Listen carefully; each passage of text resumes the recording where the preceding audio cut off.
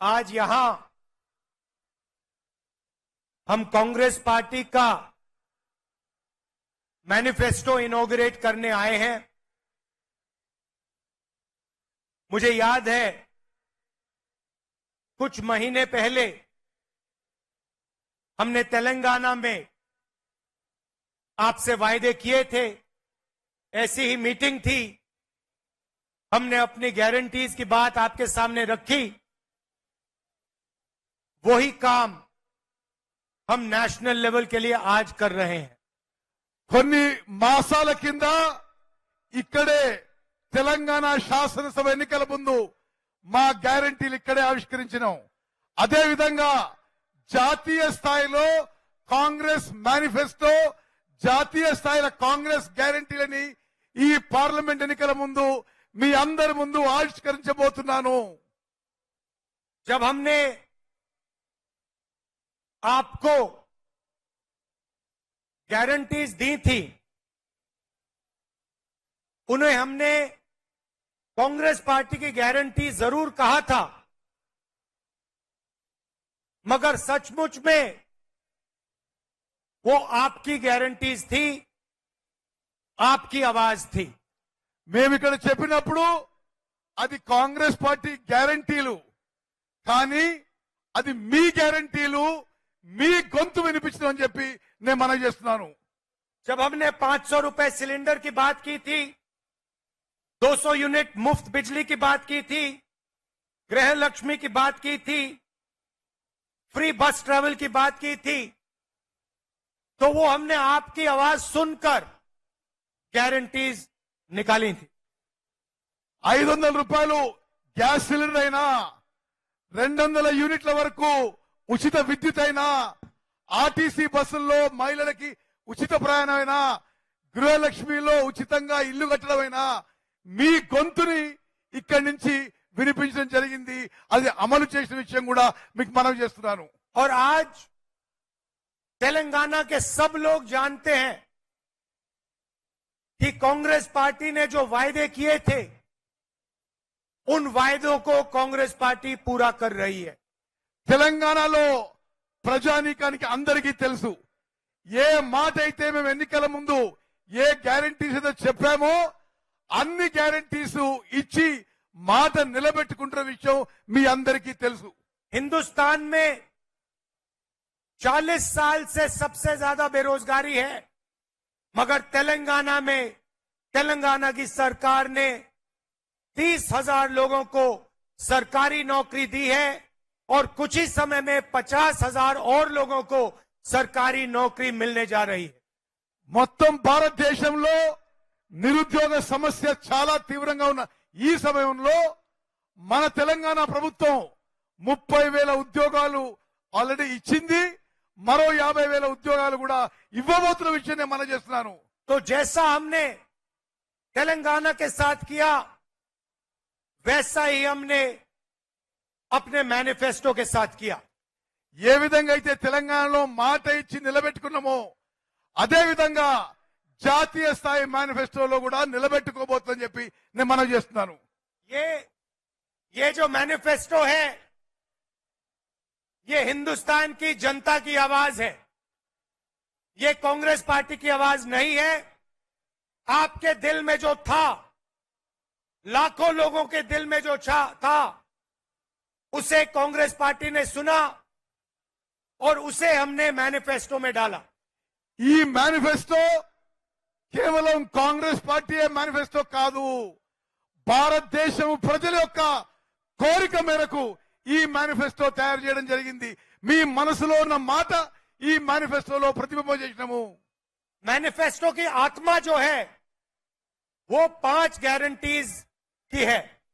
ఈ మేనిఫెస్టోలో 5 గ్యారంటీలు ఈ మేనిఫెస్టో का ఆత్మ లాంటివి అని చెప్పి నేను మనం చేస్తున్నాను. सबसे पहले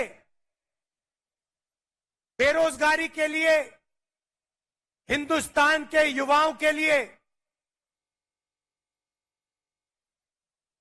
साल में 1 लाख रुपए की सैलरी वाली नौकरी हर युवा को मिलेगी। భారతదేశంలో నిరుద్యోగులందరికీ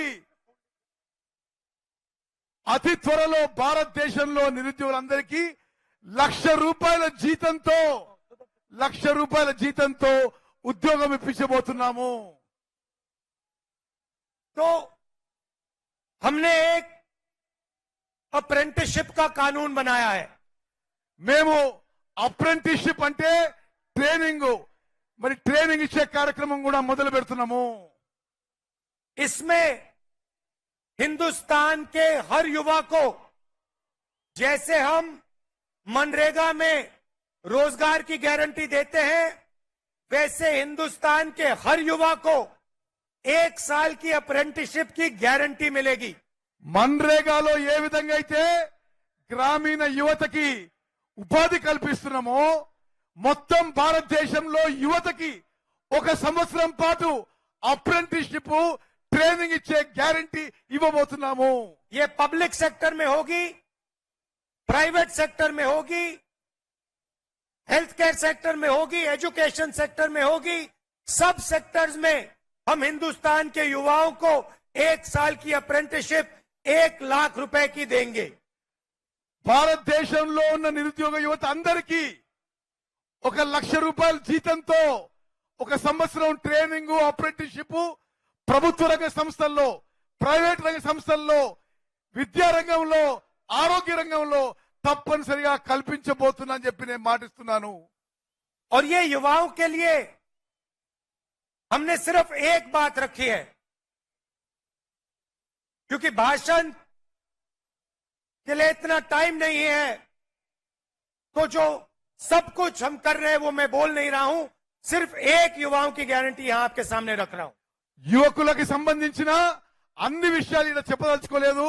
ఒక్క విషయమే నేను పదే పదే మీకు మనవి చేస్తున్నాను.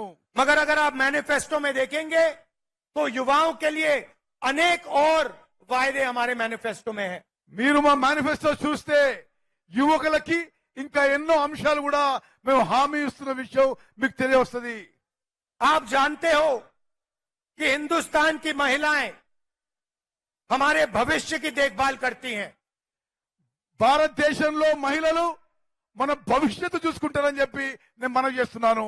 और जो महिलाएं जॉब करती हैं वो 2 जॉब, ఉద్యోగాలు చేసే మహిళలు 2 ఉద్యోగాలు చేస్తారని చెప్పి కూడా నేను మనవి చేస్తున్నాను. एक ऑफिस में जाकर या मजदूरी कर कर और दूसरी घर में जो वो अपने बच्चों की और परिवार की रक्षा करती हैं, उनके लिए काम करती हैं. మహిళలు లేబర్ గా పొలాల్లో ఆఫీస్ లో పనిచేస్తూ ఇంటిని కూడా మొత్తం చూసుకుంటారు. 2 ఉద్యోగాలు చేస్తున్నారని చెప్పి నేను భావిస్తున్నాను. और हिंदुस्तान में मोदी सरकार के आने के बाद करोड़ों लोग फिर से गरीबी में घुस गए हैं. భారతదేశంలో నరేంద్ర మోదీ ప్రభుత్వం వచ్చిన తర్వాత చాలా మంది మళ్ళీ నిరుపేదలు అయిపోయారు. इसीलिए हम एक नारी न्याय कानून लाएंगे. అందుకోసమే నారీ న్యాయ అంటే మహిళలకు న్యాయం మేము తీసుకురాబోతున్నాము. नारी न्याय हिंदुस्तान के हर गरीब परिवार की एक महिला के बैंक अकाउंट में साल में 1 लाख रुपए डालेगी.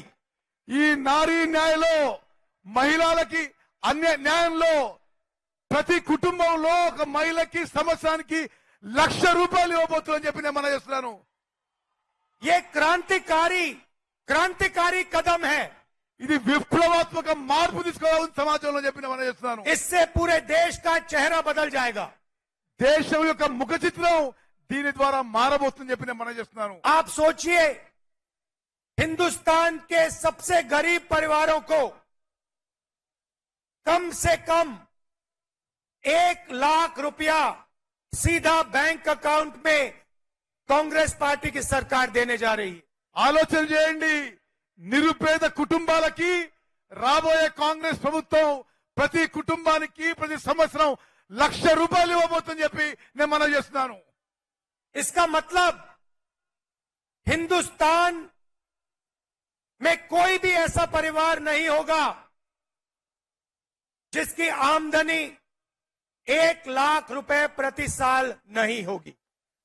అంటే మొత్తం భారతదేశంలో ఒక్క కుటుంబానికి కూడా ఆదాయం సంవత్సరం ఆదాయం ₹1,00,000 కంటే తక్కువ ఉండబోదు అని చెప్పి నేను మనం చేస్తున్నాను. तीसरा वायदा किसान न्याय। మూడో హామీ రైతులకి న్యాయం. आप जानते हो कि आज हिंदुस्तान में रोज हजारों किसान आत्महत्या करते हैं। మీకు తెలుసు భారతదేశంలో ప్రతిరోజు వేల మంది రైతులు ఆత్మహత్య చేసుకుంటున్నారు. इस देश में रोज 30 किसान आत्महत्या करते हैं। ఈ దేశంలో ప్రతిరోజు 30 మంది రైతులు ఆత్మహత్య చేసుకుంటున్నారు. नरेंद्र मोदी ने हिंदुस्तान के सबसे अमीर लोगों का 16 लाख करोड़ रुपया कर्जा माफ किया है। నరేంద్ర మోదీ ప్రభుత్వం భారతదేశంలో అతిపెద్ద ధనవంతులకి 16 లక్షల కోట్ల రూపాయలు మాఫ్ చేసిండు, రుణమాఫీ చేసిండు. मगर किसानों का 1 रुपया कर्जा माफ नहीं किया। కానీ రైతులకి ఒక్క రూపాయి కూడా రుణమాఫీ చేయలేదు. इसीलिए किसान न्याय के माध्यम से हम किसानों का कर्जा माफ करेंगे और लीगल एमएसपी की गारंटी देंगे। అందుకోసమే రాబోయే కాంగ్రెస్ ప్రభుత్వం కనీస మద్దతు ధర ఎంఎస్పీకి చట్టబద్ధత కల్పిస్తోందని చెప్పి నేను మనం చేస్తున్నాను. हिंदुस्तान के किसानों को उनके प्रोडक्ट्स के लिए, उनके प्रोड्यूस के लिए मिनिमम सपोर्ट प्राइस, कानूनी मिनिमम सपोर्ट प्राइस मिलेगी। భారతదేశంలో ప్రతి రైతుకి వాళ్ళు పండించే ప్రతి వ్యవసాయ ఉత్పత్తికి మద్దతు ధర, కనీస మద్దతు ధరకి చట్టబద్ధత కల్పించబోతున్నాము. और स्वामी नाथन फॉर्मूला के मुताबिक मिलेगी। కనీస మద్దతు ధర ఎంఎస్పీ కూడా ఎంఎస్ స్వామినాథన్ ఫార్ములా ప్రకారం ఇవ్వబోతున్నాము. चौथा वायदा श्रमिक न्याय। నాలుగో గ్యారంటీ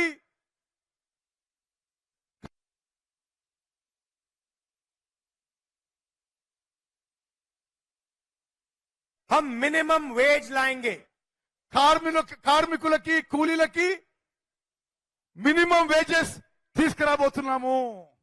मनरेगा के लिए और दूसरे मजदूरों के लिए कम से कम 400 रुपए प्रतिदिन की मिनिमम वेज हम लागू कर देंगे। మన్రేగాలో గాని ఇతర పనుల్లో గాని కనీస వేతనాలు మినిమం వేజెస్ రోజుకి ₹400 ప్రకటించబోతున్నాము. और पांचवा वायदा शायद सबसे जरूरी और ऐतिहासिक वायदा, ఐదో ఇచ్చిన మాట చాలా పెద్ద విషయం. ఇదందరూ మీరు జాగ్రత్తగా వినాలని కోరుకుంటున్నా. हिंदुस्तान में 50% आबादी पिछड़े वर्ग की है। భారతదేశంలో 50% జనాభా వెనుకబడి తరగతున్న వాళ్ళు, 15% आबादी दलितों की है, 15% జనాభా దళితులు ఉన్నది, 8% आबादी आदिवासियों की है, 8% గిరిజనులు ఆదివాసులు ఉన్నారు, 15% आबादी माइनॉरिटीज की है 15% మైనారిటీల జనాభా ఉన్నది, और 5% आबादी गरीब जनरल कास्ट की है। 5% జనాభా మరి నిరుపేదలు జనరల్ కేటగిరీ వాళ్ళు ఉన్నారని చెప్పి నేను మనం చేస్తున్నాను. अगर आप इन सबको मिला दें तो 90% आबादी इन लोगों की बनती है। ఇవన్నీ మీరు కలిపితే 90% జనాభా ఇప్పుడు నేను చెప్పిన కేటగిరీస్ లో వస్తారు. मगर आप अगर हिंदुस्तान के संस्थाओं को देखो, इंस्टीट्यूशंस को देखो, बड़ी बड़ी कंपनियों को देखो, तो इनमें से आपको कोई भी उन कंपनियों में, उन इंस्टीट्यूशंस में, उन संस्थाओं में नहीं दिखाई देता। ఈ 90% జనాభా నుంచి ఇప్పుడు వ్యవస్థలో ఇన్స్టిట్యూషన్స్ లో ఎవరు మీకు అవుపడరు. मीडिया की सबसे बड़ी कंपनी की लिस्ट निकालिए, उनके मालिकों में आपको एक पिछड़ा वर्ग का व्यक्ति, एक दलित, एक आदिवासी नहीं मिलेगा। మీడియా కంపెనీలను చూస్తే మీడియా కంపెనీ ఓనర్లు ఎవరు కూడా బీసీలు గాని ఎస్సీలు గాని ఎస్టీలు గాని మీకు అవుపడరు। हिंदुस्तान की सबसे बड़ी 200 कंपनियों के मालिकों की लिस्ट निकालिए। భారతదేశంలో మీరు పెద్ద కంపెనీల లిస్ట్ చూస్తే ఈ ఎరుకబడిన వర్గాలు ఎవరు అవుపడరు। उसमें आपको एक पिछड़ा वर्ग का व्यक्ति नहीं मिलेगा। భారతదేశంలో ఉన్న పెద్ద కంపెనీల్లో బీసీ ఎస్సీ ఎస్టీ ఓనర్స్ ఎవరు మీకు అవుపడరు। एक दलित नहीं मिलेगा, एक गरीब जनरल कास्ट का नहीं मिलेगा, एक माइनॉरिटी नहीं मिलेगा, एक आदिवासी नहीं मिलेगा। ఒక్క దళితుడు గాని ఒక్క ఆదివాసీ గాని ఒక్క మైనారిటీ గాని ఎవరు కూడా ఈ ధనవంతుల లిస్ట్ లో మీకు దొరకరు। हिंदुस्तान की सरकार को 90 लोग चलाते हैं, आईएएस अफसर चलाते हैं। భారతదేశం యొక్క ప్రభుత్వం 90 మంది ఐఏఎస్ అధికారులు నడుపుతారు। 50% पिछड़ों की आबादी है, 50% ఎరుకబట్టి వారు ఉన్నారు। 90 आईएएस अफसर में से सिर्फ 3 आईएएस अफसर ओबीसी वर्ग के हैं। దేశాన్ని నడిపించే 90 మంది ఐఏఎస్ ఆఫీసర్లు కేవలం 3 బీసీలు ఉన్న మాట ఇది వాస్తవము। आपकी आबादी 50% और आपकी हिस्सेदारी 5%। మీ జనాభా 50%, మీ భాగస్వామ్యం కేవలం 3% అని చెప్పి నేను మనం చేస్తున్నాను।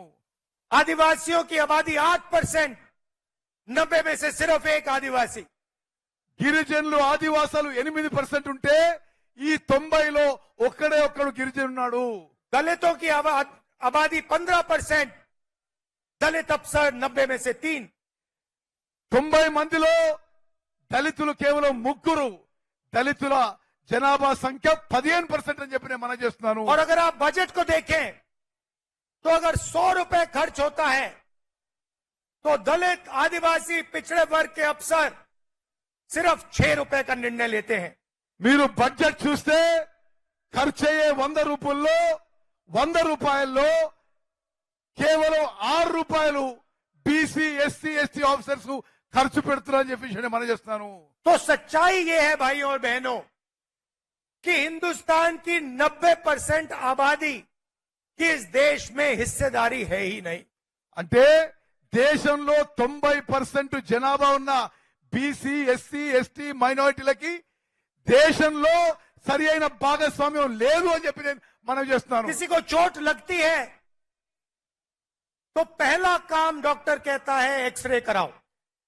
ఎవరికన్నా ఏమైనా దెబ్బ తాకితే డాక్టర్ ముందేమంటాడు, ఎక్స్రే చేసుకురా అని అంటుంటాడు। एक्सरे से सच्चाई दिख जाती है। ఎక్స్రేతోని నిజం బయటకు వస్తుందని చెప్పి మనం చేస్తున్నాను। एक्सरे के बाद डॉक्टर सही निर्णय ले सकता है। ఎక్స్రే తీసుకున్న తర్వాతనే డాక్టర్ సరి అయిన నిర్ణయం తీసుకోగలుగుతాడు। इसीलिए हमने वायदा किया है कि जैसे ही हमारी सरकार आएगी, जो हमने तेलंगाना में किया, जाति जनगणना को हम पूरे देश में इंप्लीमेंट कर देंगे।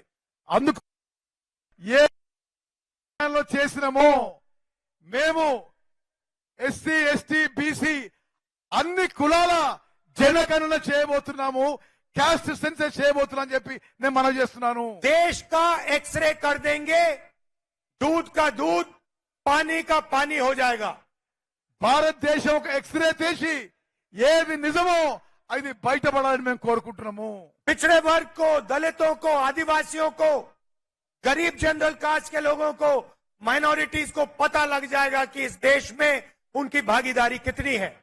బీసీలకి ఎస్సీలకి ఎస్టీలకి మైనారిటీలకి దేశంలో వాళ్ళ భాగస్వామ్యం ఎంత ఉందని చెప్పి దాంతో స్పష్టంగా అవుపడుతుంది చెప్పి మనం इसके बाद हम फाइनेंशियल और इंस्टीट्यूशनल सर्वे करेंगे। అదే విధంగా ఆర్థిక పరమైన వ్యవస్థాపకమైన సర్వే కూడా చేయించబోతున్నాము। ये पता लगाएंगे हिंदू किसके हाथों में है, कौन से वर्ग के हाथ में है। ఈ విధంగా భారతదేశం యొక్క ధనము ఏ వర్గం దగ్గర ఉంది, ఎక్కడుందో మేము తెలుసుకుంటాము। और इस ऐतिहासिक कदम के बाद हम क्रांतिकारी काम शुरू करेंगे। ఈ చారిత్రాత్మక అడుగు వేసిన తర్వాత కొన్ని విప్లవాత్మక మార్పులు తీసుకురాబోతున్నాము. जो आपका हक बनता है वो हम आपके लिए आपको देने का काम करेंगे।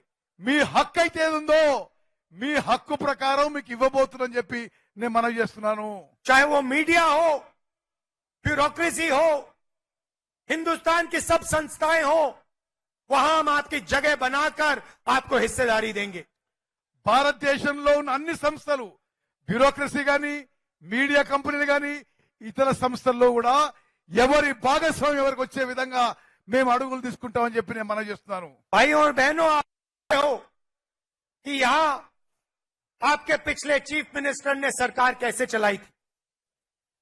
మిత్రులారా, మీకు తెలుసు గతంలో ఉన్న ముఖ్యమంత్రి ఏ విధంగా ప్రభుత్వం నడిపించిందో మీరు చూసిండ్రు. हजारों लोगों के उन्होंने फोन टैप किए వేల మంది ఫోన్లు ట్యాపింగ్ చేసిండు. और यहां की जो इंटेलिजेंस की एजेंसीज थी, टैक्स की एजेंसीज थी, पुलिस थी, उनका उन्होंने गलत उपयोग किया। మాజీ ముఖ్యమంత్రి ఇంటెలిజెన్స్ వాళ్ళు పోలీస్ వాళ్ళని దుర్వినియోగం చేసి అందరి ఫోన్లు ఏ విధంగా ట్యాప్ చేశారో మీరందరూ మీడియాలో చూస్తున్నారు. हजारों लोगों का फोन टैप किया और सरकार बदलते ही सरकार का डेटा सरकार के कंप्यूटर नदी में फेंक दिए। వేల మంది ప్రభుత్వం మారగానే ప్రభుత్వం దగ్గర ఉన్న గత ప్రభుత్వం డేటా మొత్తం కూడా ధ్వంసం చేశారు. मगर जो उन्होंने सरकार चलाई थी, डराकर, धमकाकर, एक्सटॉर्शन करके उन्होंने आपसे आपका धन छीना था। గత ప్రభుత్వంలో మిమ్మల్ని భయపెట్టించి బలవంతపు వసూలు చేసి సమాజంలో భయంతో నడిపించిన విషయం మీరు గమనించాలి. रात को फोन कॉल आता था, आपको धमकाया जाता था और आपसे पैसे, आपके पैसे छीने जाते थे, आपसे लूटे जाते थे। రాత్రిపూట ఫోన్ కాల్ వచ్చేది, మీ ధనం మరి బలవంతంగా వసూలు చేయించబడేదని చెప్పి నేను మనవి చేస్తున్నాను. आज तेलंगाना में कार्रवाई शुरू है और सच्चाई आपके सामने है। తెలంగాణలో పెట్టింది నిజం మీ ముందుందని చెప్పి నేను మనవి చేస్తున్నాను. जो यहां आपके पिछले चीफ मिनिस्टर ने किया, वो दिल्ली में प्रधानमंत्री और बीजेपी के लोग कर रहे हैं।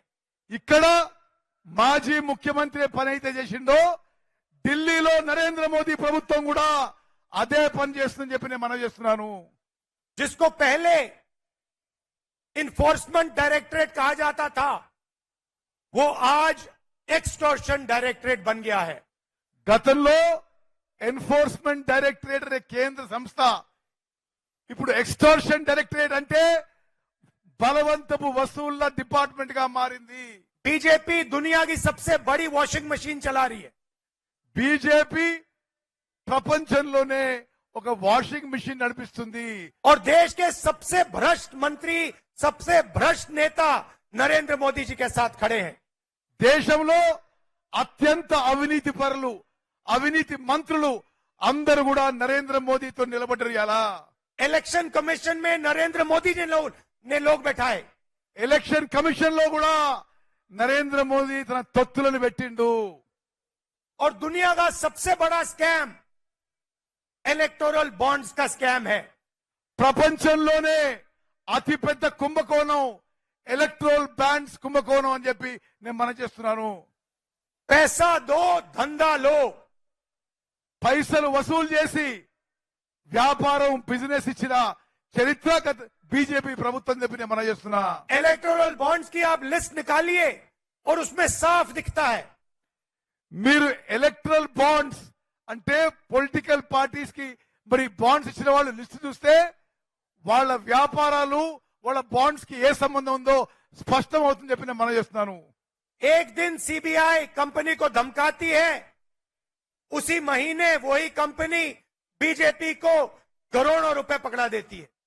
సిబిఐ సంస్థ వ్యాపారస్తులను, వ్యాపార కంపెనీని భయపెట్టించి అదే నెల ఆ కంపెనీ బీజేపీకి ఎలక్టరల్ బాండ్ ద్వారా డొనేషన్ చేసే ఉదాహరణలు ఎన్నో అని చెప్పి నేను మనం చేస్తాను. हजारों करोड़ रुपए का इंफ्रास्ट्रक्चर प्रोजेक्ट कंपनी को मिलता है, उसी से 15-20 दिन पहले कंपनी बीजेपी को करोड़ों रुपए पकड़ाती है.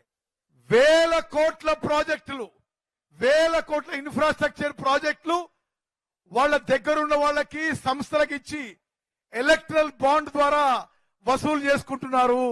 कांग्रेस पार्टी के सारे बैंक अकाउंट बंद कर दिए. కాంగ్రెస్ పార్టీకి చెందిన బ్యాంక్ అకౌంట్లు అన్ని కూడా ఈ బీజేపీ ప్రభుత్వం సీజ్ చేసింది, మూసేసిన విషయం మీకు తెలవాలి. मगर हम इन लोगों से नहीं डरते हैं. అయినా సరే మేము భయపడేది లేదు. यहां पे हमने बीजेपी की बी टीम को हराया, आने वाले चुनाव में हम ए टीम को हराने जा रहे हैं. తెలంగాణలో బీజేపీ బి టీం ని ఓడించినావు, ఇప్పుడు దేశంలో బీజేపీని ఓడించబోతున్నాము. कॉन्स्टिट्यूशन हिंदुस्तान के सब लोगों की रक्षा करता है. రాజ్యాంగం భారతదేశ ప్రజలకి రక్షణ కలిగిస్తుంది. चाहे वो दलित हो, आदिवासी हो, पिछड़े लोग हो, माइनॉरिटी के लोग हो, गरीब हो, सब लोगों की रक्षा कॉन्स्टिट्यूशन करता है. రాజ్యాంగం ద్వారానే దళితులు, ఆదివాసీలు, మైనారిటీలు, బీసీలు వీళ్ళందరి రక్షణ మన రాజ్యాంగం చేస్తుంది. बीजेपी कॉन्स्टिट्यूशन को रद्द करना चाहती है.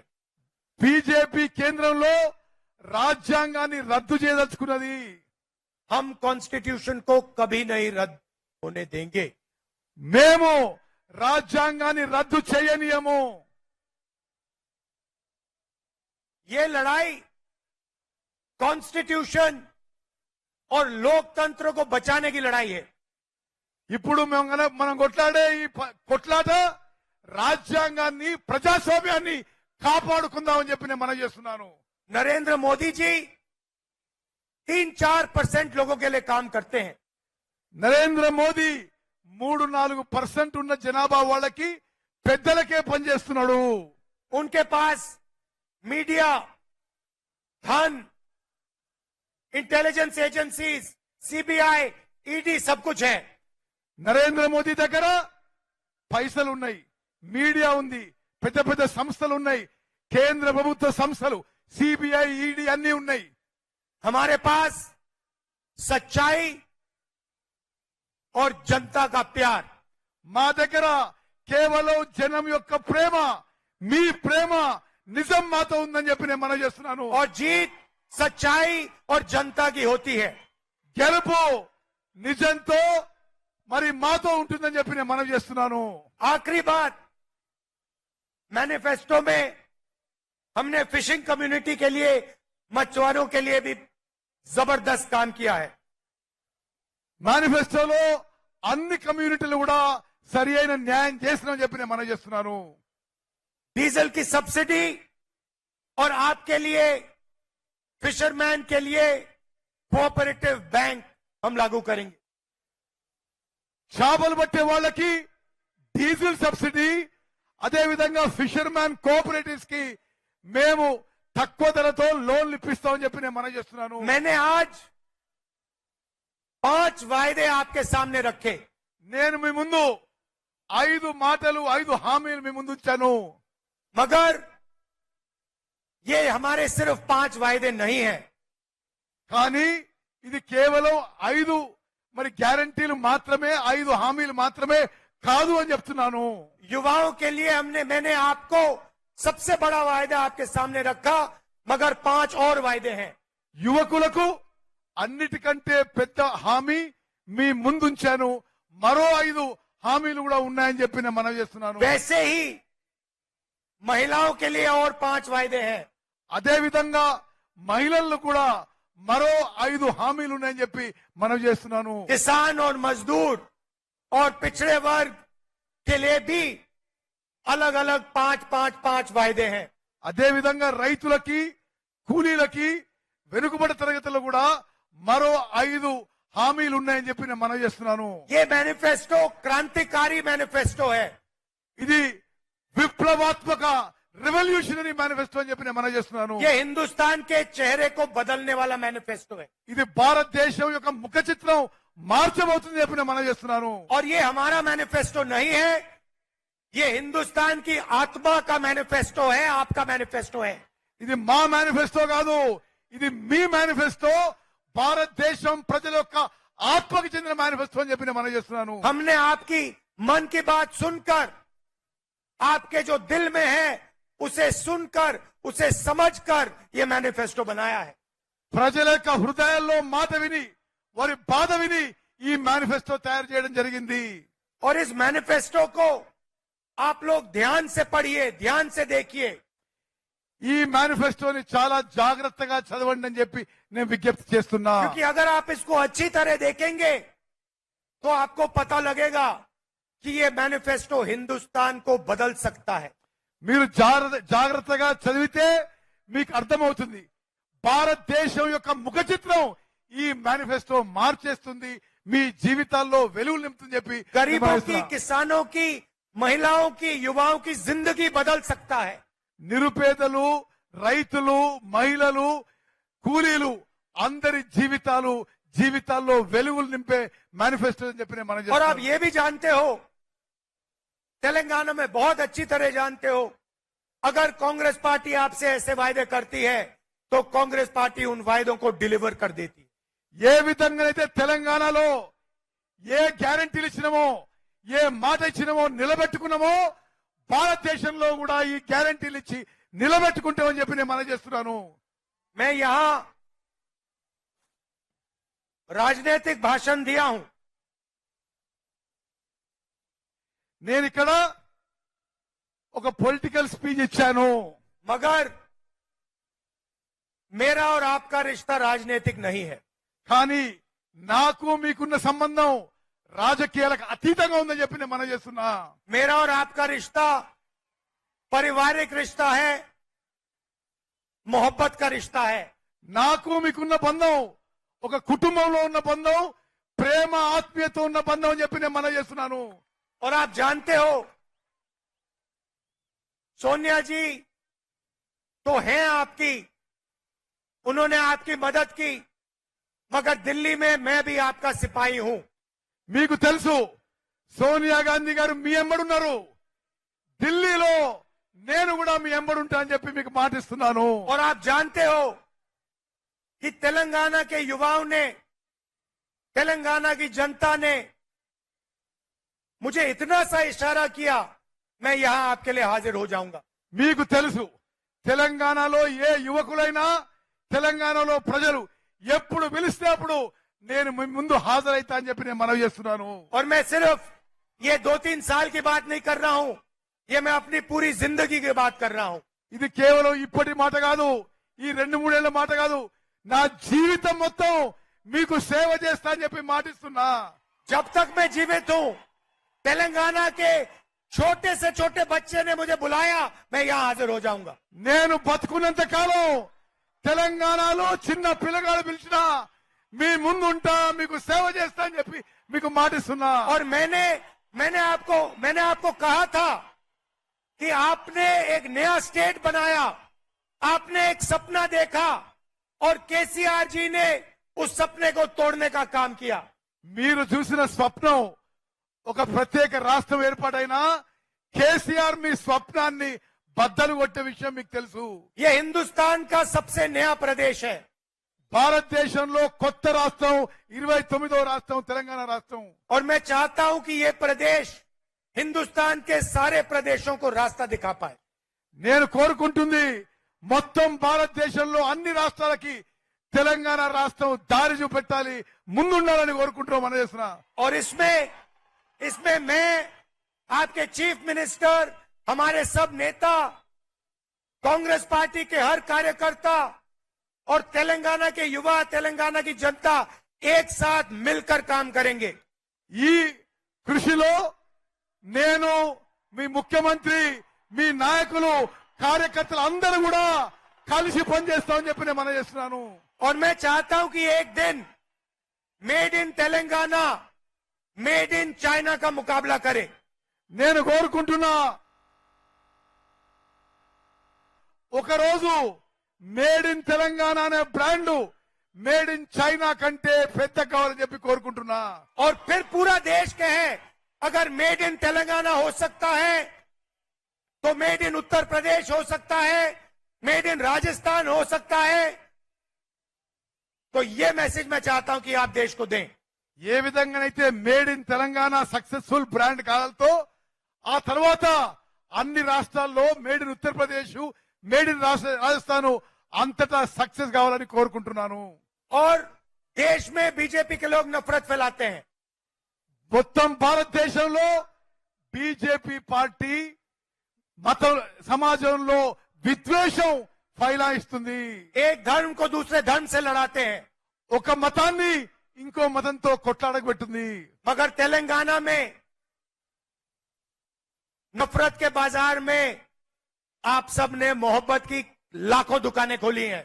మీరు తెలంగాణలో ఈ విద్వేషాల బజార్లో ప్రేమించే దుకాణం తెరిచిండ్రు. నేను చాలా సంతోషిస్తున్నాను చెప్పి నేను यहाँ पे सब लोग मिलकर प्यार से इज्जत से काम करते हैं. ఇక్కడ అందరూ కూడా కలిసిమెలిసి ప్రేమతో అభిమానంతో పనిచేయడం నేను ఎంతో సంతోషిస్తున్నాను. तो ये भी मैसेज तेलंगाना से पूरे देश में जा रहा है.